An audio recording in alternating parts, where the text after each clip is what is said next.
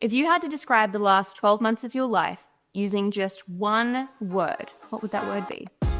Welcome to Passionfroot, where we pursue lives of purpose together. I have asked many friends and family this question over the years, usually at like Christmas time or on their birthdays, when you're getting a bit nostalgic and reflective. I will tell you now, about 70% of people say pretty much the exact same thing or variation of the same word. And that word is busy. I mean, are we really surprised? Blur, chaos, roller coaster, crazy. These are some common words, variations of the word busy that come to mind. But I want to know, are you part of that 70% statistic, or do you break the mold? Let us know in the comments below. I'm asking you this question because the topic of today's little video essay is living in the moment.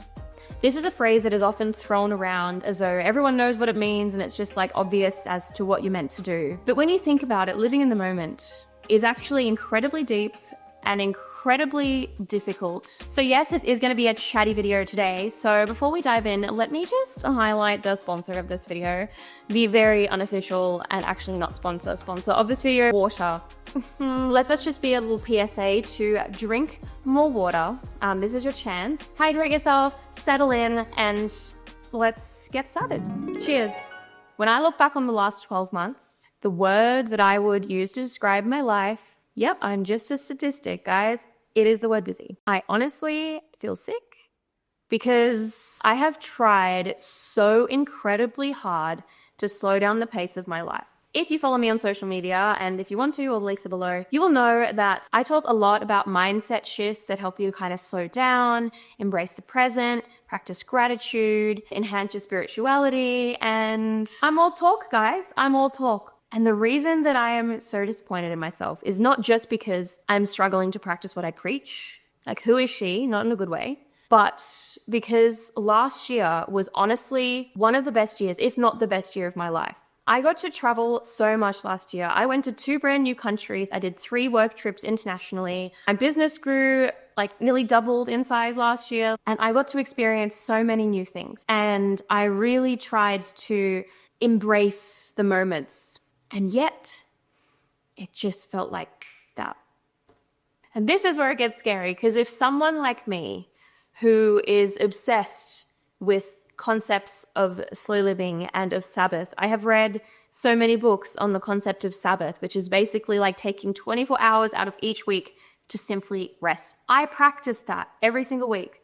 If someone like me who works from home, who doesn't have a boss, who has full control-ish over their schedule, can't seem to embrace the moment. If my year moved by so quickly that it felt like a bullet train speeding past a field of flowers that I did not get to smell, like, what's going on? So as I asked myself this question at the end of last year, and I realized that the word was busy, I honestly felt panicked because life is just moving way too fast. And I resolved that the next 12 months would be different. I resolved that I would not set any resolutions this year. Rather than setting, audacious goals and trying to hustle and like move really quickly and get stuff done, I resolved that my word for 2025 would simply be the word presence.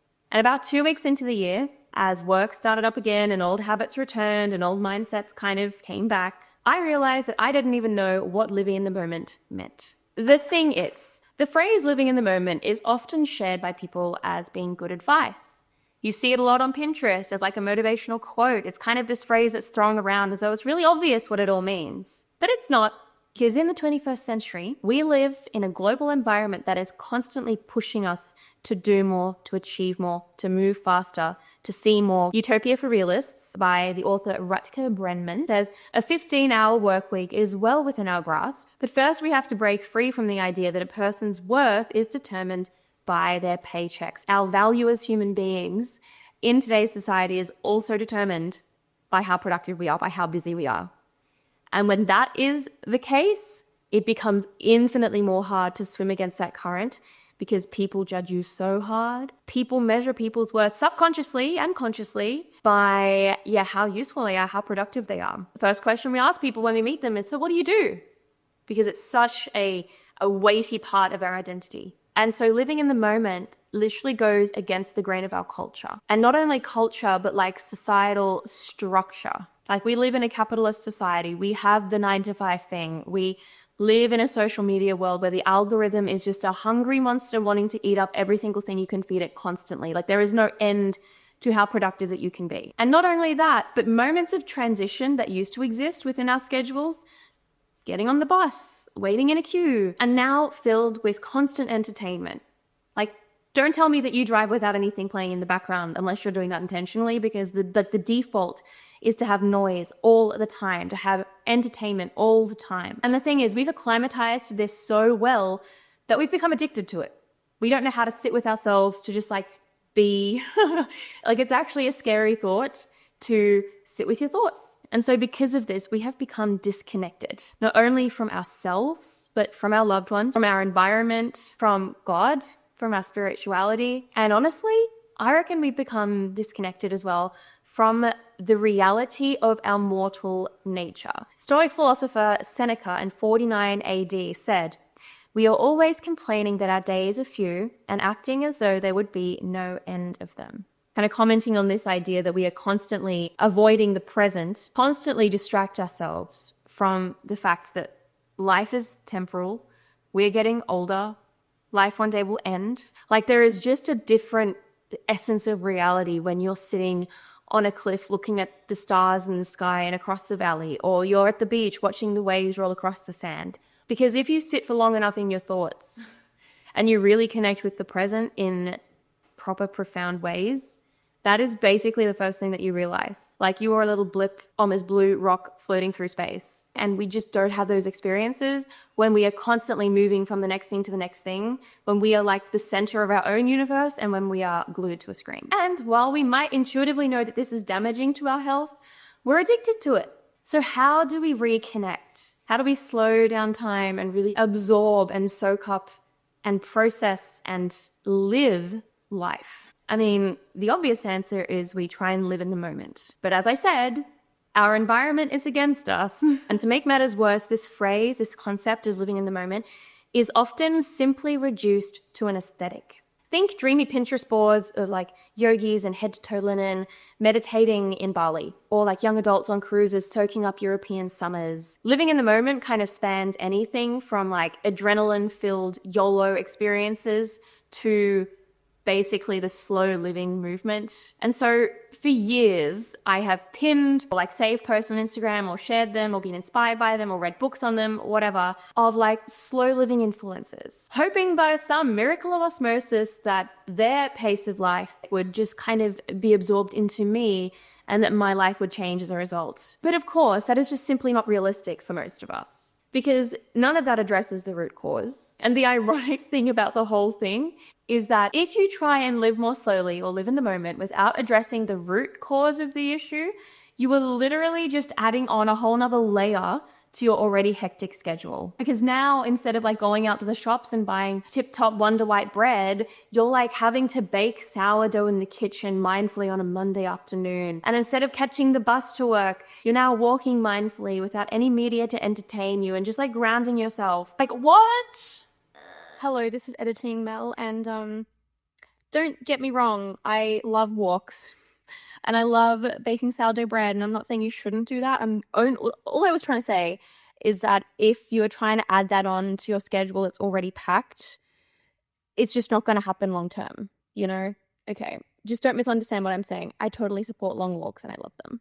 Bye. You're literally just jumping off one treadmill and jumping on a slightly more aesthetic treadmill that's going even faster. For most of us, just doing the bare minimum to pay for what we need to survive is already a hectic schedule, let alone adding all of these things on top. And so I think for me and for a lot of people who are inspired by slow living and living in the moment, we have subconsciously believed that in order to live that way, we just have to get everything else done more quickly in our lives. We have to be more productive. And so rest and this aesthetic becomes a reward for really hard work as opposed to as a way of life. It's kind of just renegated to a corner that we do if we have time for it, you know? Erich Fromm, in his book, To Have or To Be from 1976, said, "Modern man thinks he loses time when he does not do things quickly.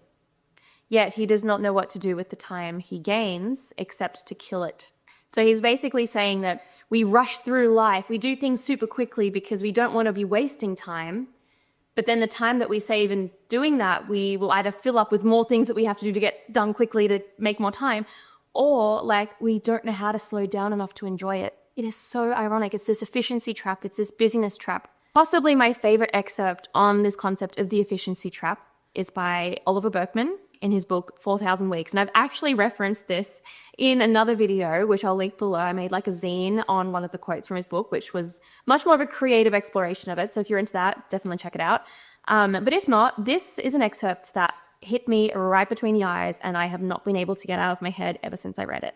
He says, page 46 to 47, "Perhaps it goes without saying that the internet makes this all much more agonizing, because it promises to help you make better use of your time while simultaneously exposing you to vastly more potential uses for your time, so that the very tool you're using to get the most out of your life makes you feel as though you're missing out on even more of it. Email is an unparalleled tool for responding rapidly to a large volume of messages, but then again, if it weren't for email, you wouldn't be receiving all of those messages in the first place.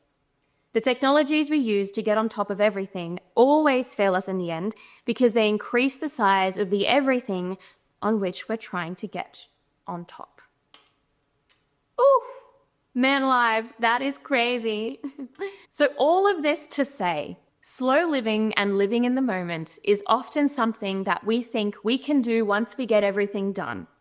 But that is the most stupid way of thinking about it ever, and it never ever works out. It never happens, because all of that free time that we save and we create just ends up getting filled with busyness anyway. Although busyness is certainly something that affects our generation a lot, we are certainly not the only generation to have struggled with this, and it is a very human thing to want to do more than you can do, and to not be able to live in the present moment, and to constantly be looking at the future. Even Jesus touched on this subject in his Sermon on the Mount and throughout his ministry. In Matthew 6, verse 34, Jesus says, "Therefore do not worry about tomorrow, for it will worry about itself. Each day has enough trouble of its own." So Jesus gets it, and he experienced that busyness. Maybe not to the same extent or same aesthetic as we have today, but he definitely experienced it. He's talking about our incessant worry about the future, because let's be honest, when our lives are full to brimming, overflowing, it is very easy to worry about things because we have to be so organized and so on top of things, and like our brains are constantly thinking about 100 different things at once that we have to organize. And I just want to argue that this phrase isn't to say that we shouldn't plan our lives. It's not to say that it's not good to look forward to the future and, steward our talents and our time well. But I think it is an invitation to release the anxiety, to release the grip we have of control over the outcomes, and to rest in the assurance that whether forward or backwards in our lives, God is already there. God is the very definition of presence. As a being who is not confined to time, who in fact created time, is really comforting to me, because I know that if he created it, he can control it, and he can help me with my time. So how do we live in the moment? How do we be more present? How do we slow life down? I would argue that it starts when we stop trying to escape our current reality. As Tish Harrison Warren in her book, The Liturgy of the Ordinary, which is a fantastic read as well, presence and living more slowly is not about trying to escape your reality. It's about engaging with your reality more deeply.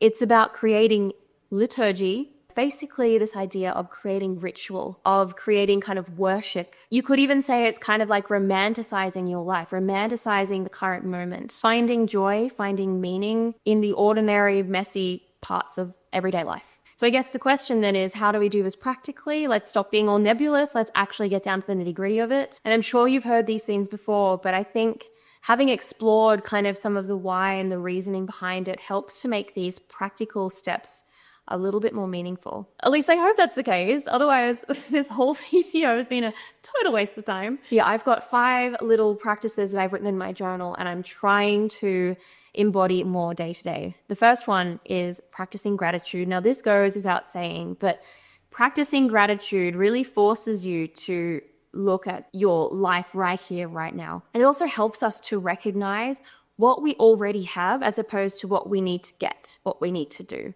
The thing with looking forward constantly is that it is just inherently a scarcity mindset because it hasn't happened yet. You haven't got it yet. You have to do something to get to it, right? But gratitude forces you to be grateful for what you have right now. So it's inherently a centering thing. The second thing that I think is really important, and actually Darcy on our channel talks a lot about this, and she has a video exactly on this topic as well, but it's basically engaging fully with ordinary tasks. I know that I definitely struggle with just filling my in-between moments with content, with distractions, and I think that's definitely unhealthy, but I think it's also unrealistic to completely stop that. I think it's important just to be selective about the kind of content that you consume. Choose specific books you want to listen to. Choose a specific friend that you want to call in that moment. It is okay to maximize your time. It is okay to fill up the space as long as it's being filled with things that are good. The third tip is obviously to set boundaries with technology, because this is a pervasive force that constantly forces us out of the moment, constantly have our attention pulled by notifications. It's frantic. It's not good for our nervous systems. Sometimes it's difficult to set boundaries, obviously because we're addicted, but also because we don't actually understand the gravity of effect that it is having on our brains. And it is profound, the effect that being off technology for a few days or a week can have. All of that to say, when you are setting those boundaries, try and keep in the forefront of your mind the why. Maybe it means a screensaver of those reasons why, or a personal declaration in your journal about why you want to be off social media more. I think it's just really important to articulate that. The other tip that I have is to take small pauses throughout the day. Now, this doesn't mean, sitting there for 5 minutes and just watching what's around you, although it can if you want to do that. What I mean by small pauses is literally before a meeting, taking 3 deep breaths for 30 seconds, or just praying very quickly throughout the day, just asking, hey, God, be with me right now. And it really helps me. It helps me to remember the bigger perspective of life, that I'm not the center of the universe. And that is really helpful. Final thing, and honestly, I'd say that this is actually the most helpful for me personally, is to invest in relationships. Now, I mentioned before that I take a weekly Sabbath, and on that day, I am spending the whole day with some of my closest friends, which is a beautiful thing. I'm so grateful to be able to do that with my church community. But it's funny because when I look at my social media use throughout the week, the average per day, and granted I am a social media manager, so this does play into it, but it's 3, 4, 5 hours a day. But on Sabbath, it's nothing, not even 20 minutes on social media, because I am with the people I love. So yeah, practicing Sabbath, if that is something that interests you, is the best way to do that, anecdotally, but I think it's the same for all of the people I do it with as well. We love Sabbath. Or if it's just scheduling in times throughout the week when you are disconnected and you're with your friends, that is a really good way to slow life down and be in those moments. So I've rambled for a long time. In conclusion, look, living in the moment is not easy. Being present is not easy. Society, our world, is the opposite. We're constantly going to be fighting against that rhythm of life. But living in the moment is not about escaping your reality. It's not about living a picture-perfect life. It's not about living up to those influencer standards, those unrealistic aesthetic standards. It's simply about engaging with your present reality more. It's about adopting an internal posture of gratitude and trust and presence, regardless of the external circumstances. So you don't need a cabin in the woods. You don't need a head-to-toe linen outfit. You don't need to be traveling Europe full time. Just start with where you are. And if you can, try to stop scrolling so much, because that's only filling your mind with the lie that you need to be escaping your present moment in order to live life more fully. That's not true at all. I would love to hear your reflections in the comments below, anything that resonated with you, but also what your word for the last 12 months has been and what you want your word for the next 12 months to be. It's my hope and my prayer that you, yes, you, watching this, listening to this right now, will be able to live more presently, and that you will lean into the ordinary moments, knowing that they are sacred, knowing that they are absolutely precious, because no moment is the same. They are all unique. They are all beautiful. Feel free to give this video a like if it resonated with you, and also hit that subscribe button and turn on notifications and all that good stuff. For more videos like this. A lot of us talk about this concept on the channel. We're a very creative group here at Passionfroot, and we're really big on living in the present, embracing creativity, and finding your life purpose. So if those concepts interest you, definitely hit that subscribe button. Thanks so much for watching, and let's keep growing together. Bye.